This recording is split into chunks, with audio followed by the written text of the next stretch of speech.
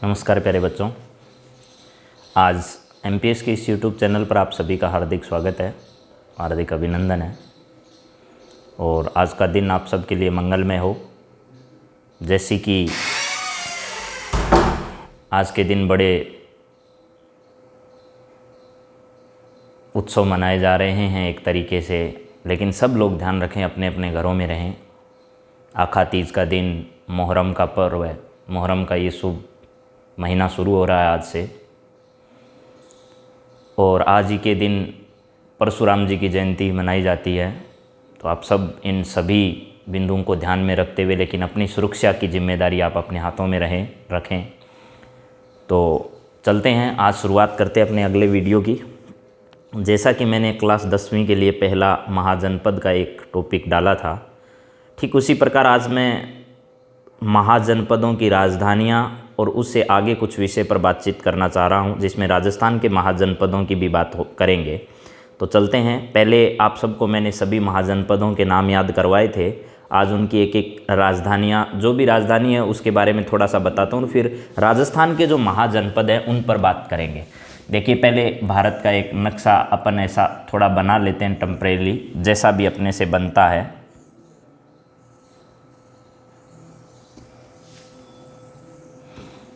ठीक है, ये अपना प्राचीन कालीन भारत है मान लो।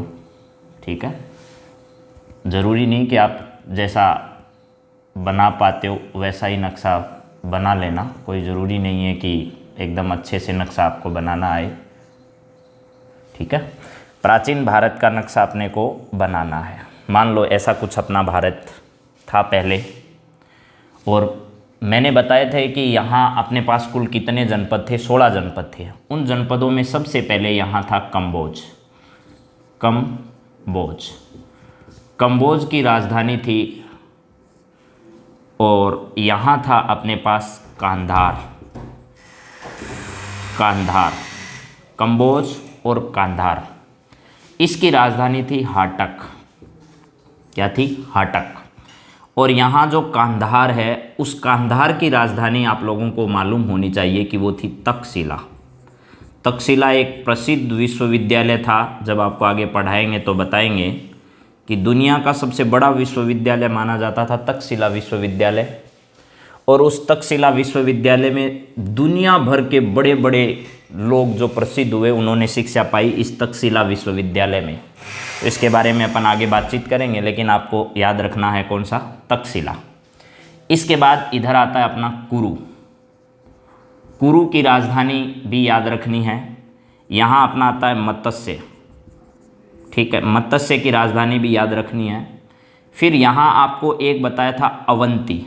यहाँ अवंती की 2 राजधानियाँ थी। यहाँ फिर आपको 2 अलग बताए, वी और सी। वी का मतलब आपको बताया था वत्स, और यहाँ बताया था आपको चेदी।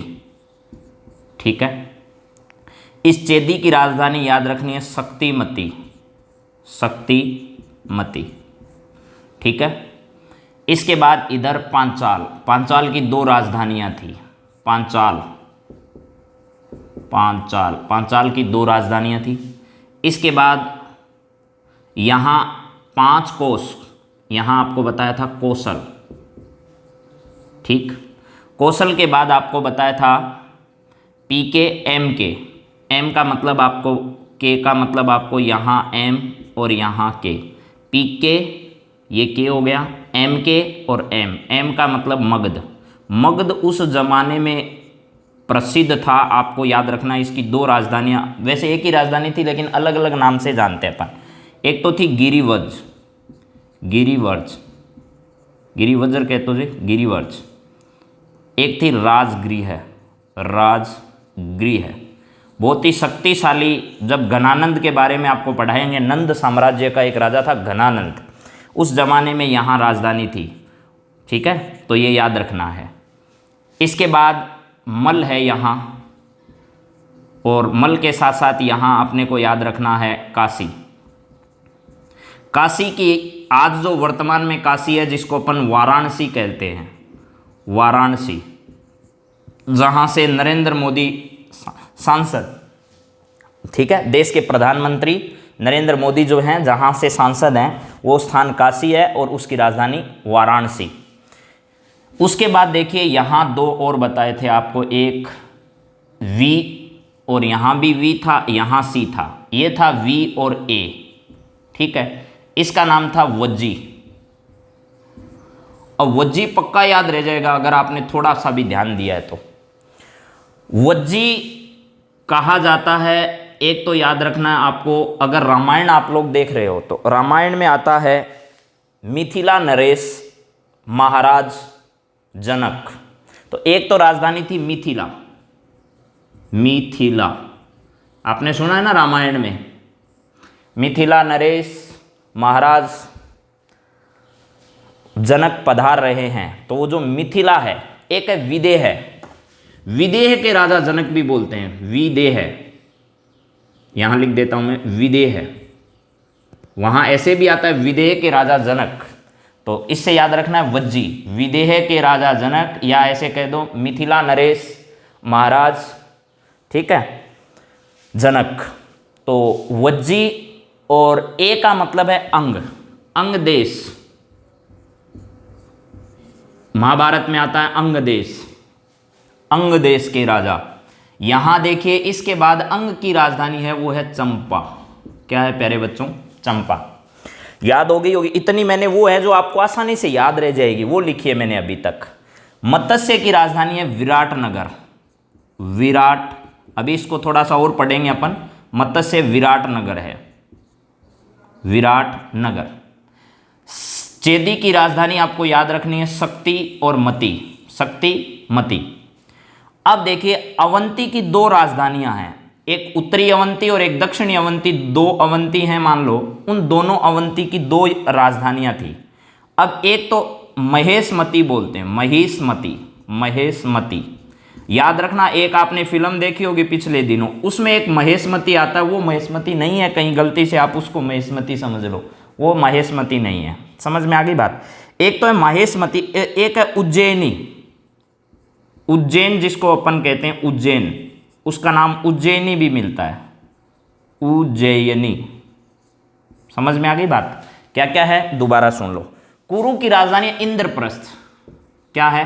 इंद्रप्रस्थ, इंद्रप्रस्थ, इंद्रप्रस्थ भी बोल सकते हो, और इसको आप हस्तिनापुर भी बोल सकते हो, हस्तिनापुर, हस्तिनापुर, ठीक है। हस्तिनापुर नरेश आपने महाभारत के स्टार्टिंग में ही सुना होगा, ठीक है ना। हस्तिनापुर के नरेश थे, पहले भरत थे, उनके बाद लगातार अनेक पीढ़ियां जहाँ भीष्म का जिक्र भी आता है, वो सब हस्तिनापुर के नरेश थे। तो हस्तिनापुर हो गया। यहाँ एक जगह है सूरसेन, एस लिखा था अपन ने, कसम, एस और एम, तो कसम, सूरसेन, सूरसेन। सूरसेन की राजधानी आपको आराम से याद हो जाएगी प्यारे बच्चों। सूरसेन की राजधानी वर्तमान उत्तर प्रदेश जो मथुरा है ना, मथुरा, वो है सूरसेन की राजधानी। मथुरा क्या है आप लोगों को सबको पता होगा, मथुरा भगवान कृष्ण की जन्मस्थली है, ठीक है। जब कंस ने अपनी बहन और जीजा को दोनों को जेल के अंदर बंद कर दिया था, वहीं कृष्ण का जन्म हुआ था मथुरा की जेल में, आप सबको याद होगा। तो ये यादव वंश से संबंधित है, यहाँ यदुवंशियों का शासन रहा है मथुरा में। तो ये मथुरा जो है वो सूरसेन की राजधानी है। कुरु प्रदेश की राजधानी हस्तिनापुर या क्या है, इंद्रप्रस्थ है। अब चलिए अपन चलते हैं, देख लेते हैं एक बार दोबारा। कंबोज की हाटक है, कांधार की तक्षशिला है, मत्स्य की विराटनगर है, और यहाँ अवंती की दो राजधानियां मैंने बता दी। इसको उज्जैन या उज्जैनी, उज्जैनी उस समय कहते थे, आजकल इसको उज्जैन कहते हैं अपन। फिर चेदी की राजधानी शक्तिमती है, काशी की राजधानी वाराणसी है, और ठीक इसी प्रकार मगध की राजधानी गिरिवज्र या राजगृह है। काशी की वाराणसी बताई दी। वज्जी की विदेह या मिथिला है। अंग की राजधानी चंपा है। कौशल देखिए, कौशल है अयोध्या। कौशल क्या है? अयोध्या है। अयोध्या के राजा का नाम आपको याद ही होगा, ठीक है। राजा आपको सबको पता है, दशरथ के पुत्र भगवान श्री राम, वो कौशल से थे। कौशल अयोध्या को कहा जाता है। और इस अयोध्या में भी आपको याद रखना है, एक तो उत्तरी और एक दक्षिणी, दो राजधानियां थी इस अयोध्या की। कितनी? दो राजधानियां थी। उत्तरी राजधानी थी साकेत। क्या थी? साकेत, याद रह जाएगा। और दक्षिणी राजधानी थी श्रावस्ती। श्रावस्ती, सबको पता चल जाएगा। अयोध्या में उत्तरी और दक्षिणी दो राजधानियां थी। यहां कौन कौन सी राजधानियां थी? उत्तरी थी साकेत, दक्षिणी थी श्रावस्ती। याद रखना है प्यारे बच्चों, सबको पक्का, ठीक है। और इसकी दो राजधानियां थी, एक अही छतरपुर और एक कांपिल्य। यहां क्या था? अही छत्तर, और एक क्या है? कांपिल्य। प्यारे बच्चों, अब मैंने आपके सामने सारी राजधानियां मुख्यतः लिख दी है, जितनी भी राजधानियां होती है, सॉरी, देखिए जितनी भी राजधानी आपने हो, इसमें 16 के 16 महाजनपद की राजधानियों में एक बच गई। देखो यहां कौन सी? अस्मक की। यहां दक्षिण में एक ही साम्राज्य ऐसा था जिसने दक्षिण में राज किया, और दक्षिण में एक ही महाजनपद था, अस्मक। अस्मक की राजधानी थी पोतन। पोतन बोल दो, पोटन बोल दो, पोटन या पोतन दोनों नाम आते हैं। पोटन, पोतन या पोटन। अब प्यारे बच्चों एक बार मैं फिर रिवाइज कर देता हूं आपके सामने सारे नाम। कंबोज की हाटक, कांधार की तक्षशिला, याद हो गया। देखो दोबारा इधर देख लो, के कंबोज और कंबोज हो गया, फिर कांधार, ठीक है। और यहां तक्षशिला, कांधार की राजधानी कौन सी है? तक्षशिला। कंबोज की क्या है? हाटक। बोझ है, कम बोझ, बोझ को कम करो यानी उसे क्या कर दो? हटा दो। कांधार तक्षशिला याद रह जाएगा आपको। फिर कुरु, कुरु की राजधानी है इंद्रप्रस्थ। यहां क्या है? कुरु की राजधानी इंद्रप्रस्थ, या इसे हस्तिनापुर कहते हैं। सूरसेन को मथुरा कहते हैं, एम मत्स्य को विराटनगर। राजधानियां याद करनी है प्यारे बच्चों। अवंती को उज्जैन या उज्जैनी। दूसरी राजधानी महेशमती। अस्मक की राजधानी पोटन या पोतन। फिर चेदी, चेदी की राजधानी है शक्तिमती। क्या है? शक्तिमती। एक वत्स बच गया, इसकी नहीं बताई क्या? वत्स की राजधानी है कौशाम्बी। कौन सी है? कौशाम्बी, कौशाम्बी, कोस। फिर इधर है पांचाल, अही छत्तर, कांपिल्य। मल की राजधानी, ठीक है। और इधर लिखा हुआ है काशी, काशी की है वाराणसी। क्या है? वाराणसी है। फिर वज्जी, वज्जी की है विदेह है। अंग की है चंपा। और ये कौशल जो है, इसकी दो राजधानियां मैंने बता दी। उत्तरी अयोध्या में तो था साकेत और दक्षिणी में था श्रावस्ती। और यहां कौशल ऊपर आई गया, पांचाल की अही छत्तर, और क्या है? कांपिल्य। अब आप लोगों को ये राजधानियां शायद मेरे हिसाब से याद हो गई होगी। अगर किसी बच्चे को इसमें कोई दिक्कत हो तो आप पूछ सकते हो, ठीक है। मिटो दूं आप लोगों को अगर कोई दिक्कत नहीं और इसमें सब याद हो गई हो तो। एक बच्चों यहां बच गया था मल। उस मल की राजधानी है वो कुशीनारा। क्या है? कुशीनारा, कुशीनारा। इसको कुशीमती बोल दो चाहे कुशीनारा बोल दो, एक ही बात मतलब है। कुशीमती या कुशीनारा। कुशीनारा भी नाम आता है, कुशीमती भी नाम आता है। तो ये मल की है। मल क्या करेगा? कुश्ती। मल होता है कुश्ती करने वाला, तो मल क्या करेगा? कुश्ती करेगा। तो इसको कुशीनारा या कुशीमती भी बोल दो आप चाहे।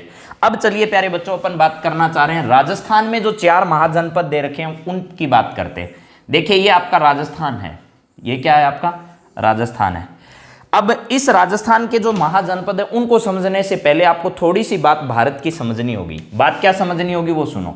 ये मान लो आपका भारत है, यहां से ऐसे और ऐसे भारत आपने अभी अभी मानचित्र बनाया थोड़ा सा।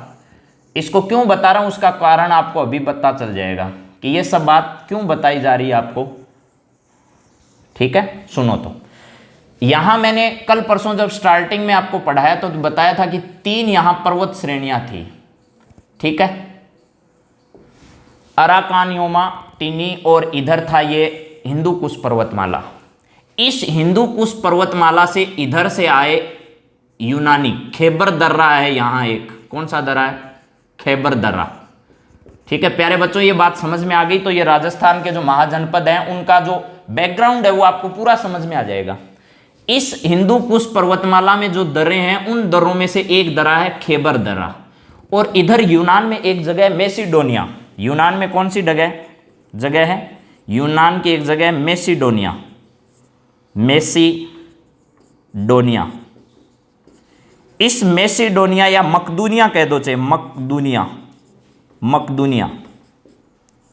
यहां का एक शासक था सिकंदर महान का नाम आपने सुना होगा, सिकंदर महान।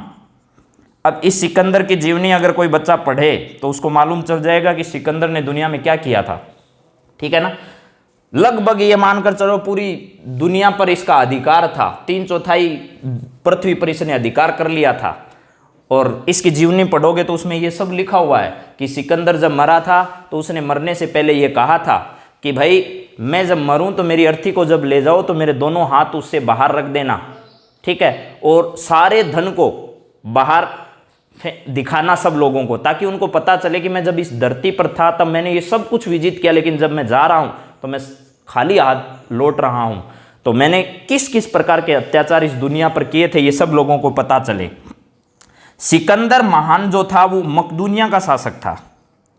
हिंदू कुश पर्वतमाला को पार करते हुए ये जो क्षेत्र था ये था पंजाब। पहले कौन सा क्षेत्र था प्यारे बच्चों? पंजाब था। इधर आधा पंजाब आज भारत में है और आधा पंजाब जो है वो कहाँ है? पाकिस्तान में। दोनों को मिलाकर उस समय पंजाब प्रांत कहा जाता था, ठीक है। इस पंजाब प्रांत में इसने आक्रमण किया। किसने? सिकंदर ने, ठीक है। मैं महान नहीं लिखूं तो भी चलेगा, लेकिन वास्तविकता है कि दुनिया में लिखा है कि वो महान था। ये सिकंदर यूनान से चला, कहाँ का शासक था? मकदूनिया का शासक था। इसके पिताजी मेसिडोनिया के शासक थे। तो ये यहाँ से चला और ये जो पंजाब प्रांत था, इस पंजाब प्रांत पर इसने क्या किया? आक्रमण किया। इस पंजाब प्रांत में रहने वाली 3 जातियां थी। कितनी जातियां? 3 जातियां। एक थी अर्जुनायन। कौन सी? एक अर्जुनायन, एक सीवी और एक थी मालव। ये 3 जातियां कहाँ रहा करती थी? इस यहाँ पंजाब प्रांत में ये तीनों प्रजातियां रहती थी, अर्जुनायन, सीवी और मालव जनजाति। ये जातियां जब सिकंदर का आक्रमण होता है पंजाब में, वहां से ये जातियां भागकर कहाँ आ जाती है? अपने राजस्थान आ जाती है। और राजस्थान में इन्होंने अलग अलग जगह रहना शुरू कर दिया, ठीक है। अलग अलग रहना शुरू कर दिया तो एक जनजाति जो यहां आकर रहने लग गई, तो इस जनपद का नाम पड़ गया सीवी जनपद। महाजनपद नहीं है, ध्यान रखना, सीवी जनपद है ये सीवी जनपद। कुछ यहां रहने लग गए। इस जनपद को कहा गया अही छतरपुर। अही छतरपुर। और सुनो, यहां जांगल प्रदेश के नाम से इस प्रदेश को जाना गया। जांगल प्रदेश। कौन सा प्रदेश? जांगल प्रदेश। और इसकी राजधानी अही छतरपुर थी। अब सुनो, इस जांगल प्रदेश का वर्तमान में जो क्षेत्र है वो है बीकानेर। कहां प्यारे बच्चों? बीकानेर और जोधपुर और नागौर। जोधपुर और इधर वाली साइड जो नागौर की है, इनको जो सीमा टच करती है, ये तीनों का सम्मिलित क्षेत्र जो है वो वर्तमान में जांगल प्रदेश के नाम से जाना जाता है। और मुख्यतः जांगल प्रदेश बीकानेर को कहा जाता है। बीकानेर के जो शासक हैं वो जांगलधर के नाम से पहचाने जाते हैं। उनके राज चिन्ह में भी लिखा हुआ था जांगलधर बादशाह, ठीक है, या पादशाह। तो जांगलधर अपने आप को कहते हैं कौन से शासक? बीकानेर के शासक, जांगलधर, ठीक है। ये बीकानेर के शासक अपने लिए प्रयोग करते हैं इस शब्द का, जांगल। ये सीवी जनपद जो है वो वर्तमान में चित्तौड़गढ़ और प्रतापगढ़ का जो क्षेत्र है, चित्तौड़ और प्रतापगढ़, ये जो क्षेत्र है ये किस जनपद के अंतर्गत? सीवी जनपद। ये जांगल प्रदेश जिसको अपन कहते हैं वो आता है। एक इधर यहां जो आप लोगों को बताया वो मत्स्य जनपद। अब देखिए, इस मत्स्य जनपद में वर्तमान का जो जयपुर जिले का आसपास का क्षेत्र है, जयपुर, और इधर फिर बच गया आपका भरतपुर, फिर थोड़ा करौली का क्षेत्र और धौलपुर का क्षेत्र। ये मत्स्य जनपद के अंतर्गत आता है।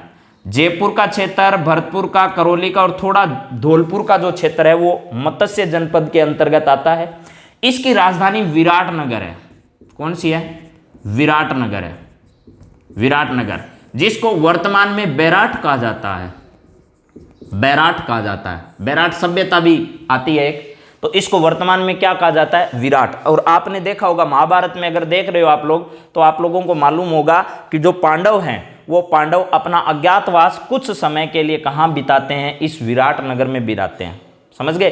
कहाँ बिताते हैं? इस विराटनगर में बिताते हैं। आप महाभारत को अच्छे से देखोगे तो उसमें कुछ जनपदों की अच्छी चर्चा हुई है। अब देखिए, इधर एक जनपद है जिसका नाम है कुरु, ये थोड़ा ऊपर रह गया। और इसके ठीक इधर अपने राजस्थान की पूर्वी साइड में है, यहां है एस यानी सूरसेन। सूरसेन, इस सूरसेन को भी आपकी किताब में राजस्थान वाले जो महाजनपद दिए हैं उनमें दिया गया है, लेकिन ये वास्तव में देखा जाए कुछ क्षेत्र राजस्थान का इसमें शामिल होता है। लेकिन वर्तमान में आप देखो तो मथुरा इसकी राजधानी थी, तो ये उत्तर प्रदेश वाला क्षेत्र आता है इसमें। मथुरा जहां यादव वंश का शासन हुआ, यादव वंश में आप भगवान कृष्ण को जानते हो, भगवान कृष्ण का जन्म मथुरा में ही हुआ था, मथुरा की जेल में। मथुरा की जेल में आप लोगों को महाभारत में पता चल जाएगा अगर देखा है आपने तो, ठीक है ना। मथुरा की जेल में यहां जन्म होता है। अब सुनिएगा जरा, इस क्षेत्र में यहां अपना अलवर बच गया। अलवर, इस अलवर का कुछ क्षेत्र किसके अंतर्गत आता है? इस सूरसेन के अंतर्गत आता है। कुरु थोड़ा अपने से ऊपर रह गया। दिल्ली के आसपास का जो दिल्ली और हरियाणा का कुछ क्षेत्र है उसके आसपास का क्षेत्र जो है वो वर्तमान में कहां आता है? कुरु जनपद में आता है। तो प्यारे बच्चों, राजस्थान के जनपद आपको समझ में आए होंगे। एक बार मैं इस बात को थोड़ा सा रिवाइज कर रहा हूं। देखिए, इधर यूनान था, यूनान से खैबर दर्रे को पार करता हुआ मैसिडोनिया या मकदूनिया का जो शासक था सिकंदर, उसने जब इस भारत के पंजाब प्रांत पर आक्रमण किया तो पंजाब प्रांत में रहने वाली 3 जातियां जो थी, अर्जुनायन, सीवी और मालव जनजाति, वो मालव जनजाति यहाँ आई। मालवा जो क्षेत्र है वर्तमान में इसके आसपास है नीचे, ठीक है। मालवा जो है वो मध्य प्रदेश का ये कुछ क्षेत्र है, यहाँ मालव प्रदेश के नाम से जाना जाता है। और वैसे भी आपको यहाँ टोंक के आसपास भी कुछ याद होगा थोड़ा बहुत। टोंक के आसपास जो क्षेत्र है, दौसा और टोंक का क्षेत्र, ठीक है ना। ये अगर नहीं है तो यहाँ देखिए, ये जो क्षेत्र है यहाँ रहने लगी कुछ जाति। टोंक के आसपास का जो क्षेत्र है, टोंक के आसपास का, वहाँ भी मालव जनजाति पाई जाती है। फिर देखिए, ये तीनों जनजाति कहाँ आकर बस गई? हमारे यहाँ आकर बसी। तो इसको बोलते हैं एक प्रदेश जिसमें ये बसे, जांगल प्रदेश। जांगल प्रदेश की राजधानी तो आप लोगों को बीकानेर के आसपास का क्षेत्र याद होगा, अहिर छतरपुर, नागौर को कहते हैं वैसे अपन। अहिर छतरपुर किसको कहते हैं? नागौर को। तो यहाँ जांगल प्रदेश है, उसमें बीकानेर, जोधपुर और नागौर का कुछ क्षेत्र आता है। और बीकानेर के जो शासक है वो अपने लिए जांगलधर की चर्चा करते हैं, जांगलधर नाम इस्तेमाल करते हैं। एक जनपद सीवी जनपद था जो चित्तौड़ और प्रतापगढ़ के आसपास है। फिर मत्स्य जनपद जो वर्तमान जयपुर, भरतपुर, करौली, धौलपुर, इनके बहुत थोड़े भाग हैं, अधिकांश भाग जयपुर का ही है। तो इसकी राजधानी है वो विराटनगर है, जिसको वर्तमान में क्या कहा जाता है? बैराट कहते हैं।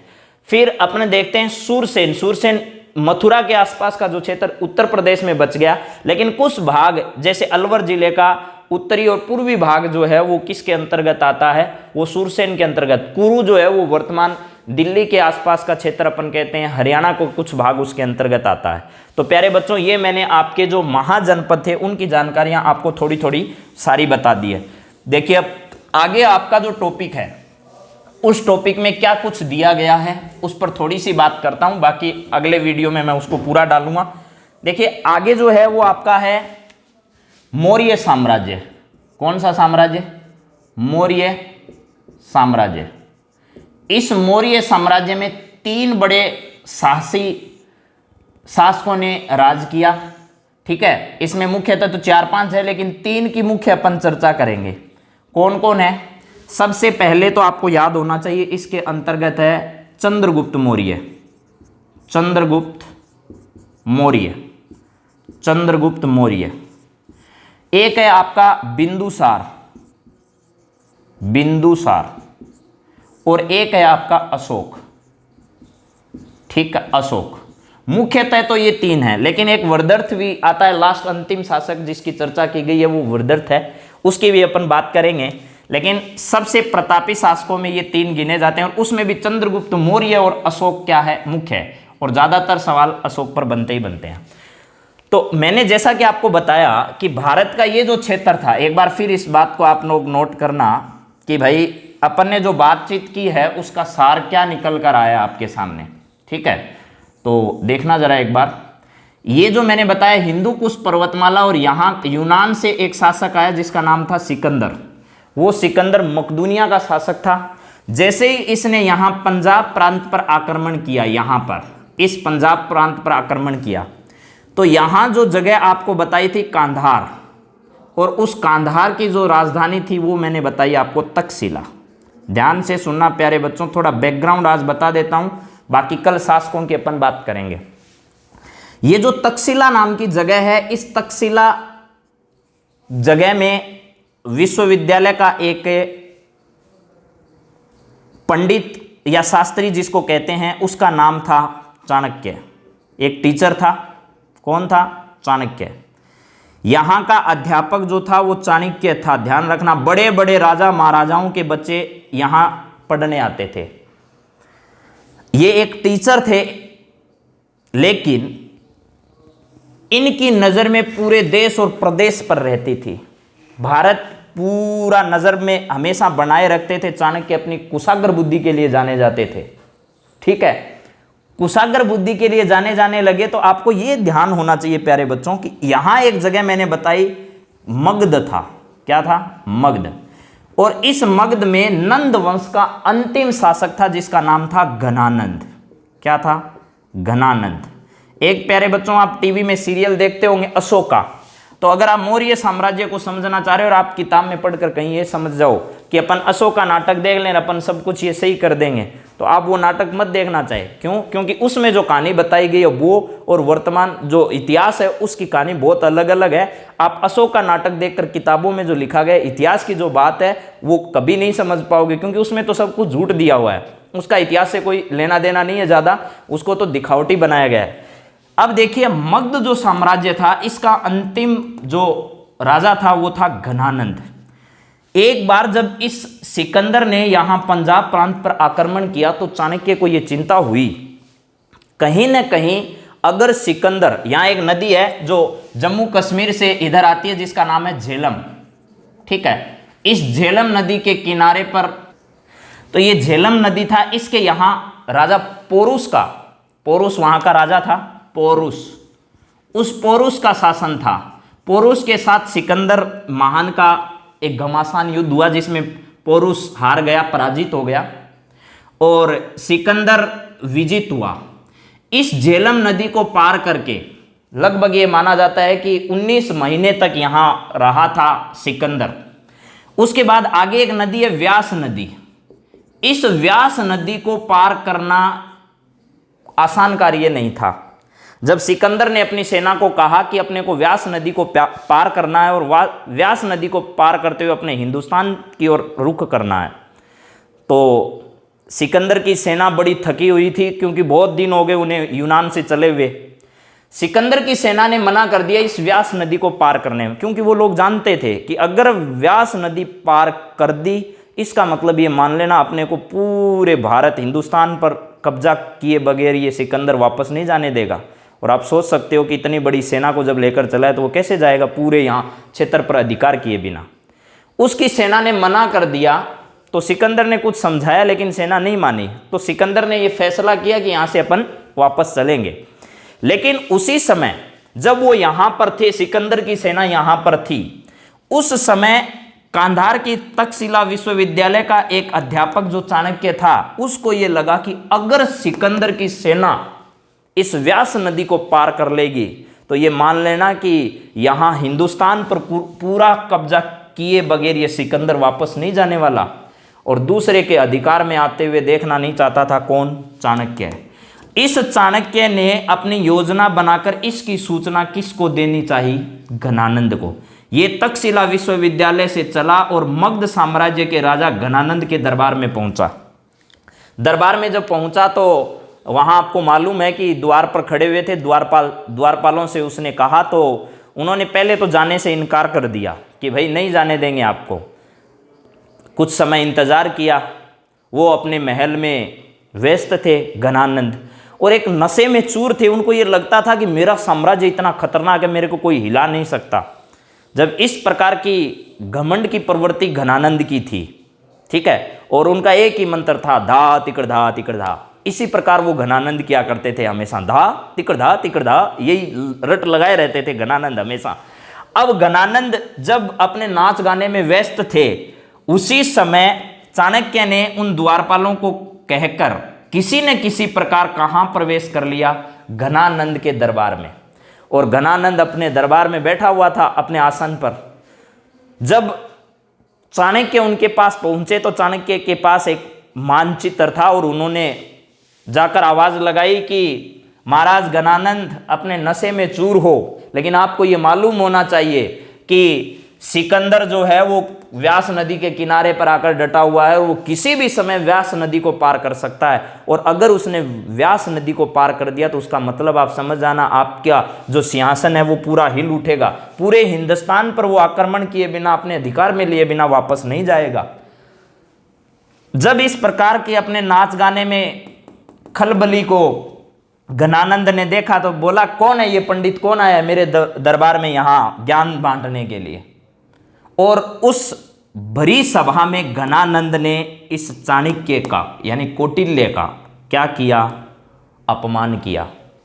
बोले भाग जा यहाँ से। वो जो मानचित्र बनाकर लेके गया था उसको फाड़ दिया घनानंद ने, और उसके मुंह पर फेंक के मारा और वहाँ से निकाल दिया। बोले भाग जा यहाँ से, मुझे पता है मुझे क्या करना है और क्या नहीं करना, कौन यहाँ आक्रमण करेगा और कौन नहीं करेगा। मेरे इस नाच गाने में तूने खलल डाली है, मूर्ख पंडित, यहाँ से भाग जा। जब ये बात घनानंद ने कही तो वहीं तुरंत खड़े हुए वापस चाणक्य एक बार लड़खड़ाए, नीचे गिरा दिया गया घनानंद की ओर से, लेकिन फिर खड़े हुए और घनानंद को चुनौती देते हुए कहा चाणक्य ने कि मैं तक्षशिला विश्वविद्यालय का एक अध्यापक अपनी शिखा को बांध कर ये कहता हूँ कि जब तक तेरे सिंहासन को नहीं हिला दूंगा तब तक मैं चैन से नहीं बैठूंगा। किसने कही ये बात? घनानंद के सामने चाणक्य ने कही कि तक्षशिला विश्वविद्यालय का मैं आचार्य चाणक्य ये शपथ लेता हूँ कि जब तक इस मगध के घनानंद के साम्राज्य को हटा नहीं दूंगा, समाप्त नहीं कर दूंगा, तब तक मैं चैन से नहीं बैठूंगा। और यही शपथ लेकर यहाँ मगध से वापस कहाँ आ गए? तक्षशिला आ गए। कौन? चाणक्य। चाणक्य ने उसी रास्ते में एक राजकिलम नाम का खेल होता है, राजकिलम। जब इस राजकिलम खेल को खेलते हुए एक बच्चे को देखा। किसको देखा? कुछ बच्चे खेल रहे थे, और उस बच्चे को जब राजकिलम खेल खेलते हुए देखा तो वो बच्चे जो खेल रहे थे वो किसी एक बड़े गुलाम के अंदर काम कर रहे थे। गुलाम का मतलब है, जैसे पहले क्या होता था कि आदमियों को खरीदा और बेचा जाता था। मेरे को अगर किसी काम को करवाने के लिए कुछ व्यक्तियों की ज़रूरत है तो मैंने 10 या 15 व्यक्तियों को खरीद लिया, रख लिया, और उनसे मैं काम करवा, जिसको ज़रूरत होती पैसे देता और मेरे उस व्यक्तियों को ले जाता। ऐसा ही एक व्यक्ति था जिसके अंडर में ये कुछ बच्चे थे जिनको गुलाम बनाकर रख रखा था उस व्यक्ति ने, और ये बच्चे राजकिलम खेल खेल रहे थे। जब ये राजकिलम खेल खेलते हुए, राजकिलम खेल होता है एक राजा बनता है और वो जनता की समस्याओं का क्या करता है? समाधान करता है। इस राजकिलम खेल खेल में एक राजा बना हुआ था। कौन बना हुआ था? एक व्यक्ति राजा बना हुआ था और बाकी इसकी जनता होती थी यहाँ। और ये राजा क्या करता था? न्याय करता था, न्याय देने का काम करता था।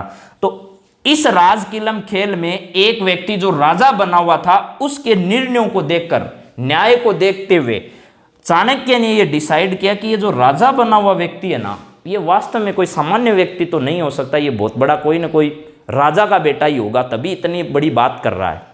फिर चाणक्य इस बच्चे के पास गए और चाणक्य ने पूछा कि आप कौन हो, आपका नाम क्या है और आप कहाँ के रहने वाले हो।